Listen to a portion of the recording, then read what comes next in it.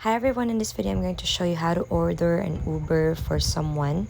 So this is a step-by-step process, so let's get started. Let's open our Uber app. Make sure that you have downloaded it and ready to your phone. So let's get started. You can log in by entering your mobile number, or you can continue with Google or with your Apple ID. So just choose an account if you are opening through Google account.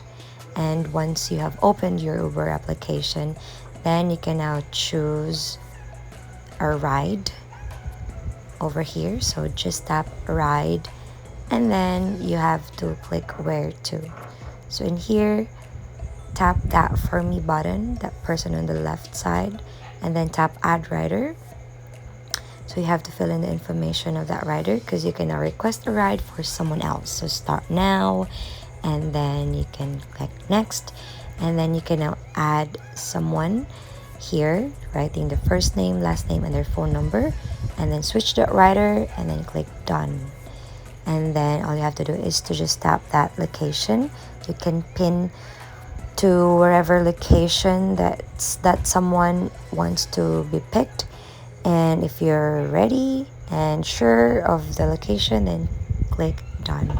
So that's it. If you find this helpful, don't forget to give it a like and subscribe for more updates.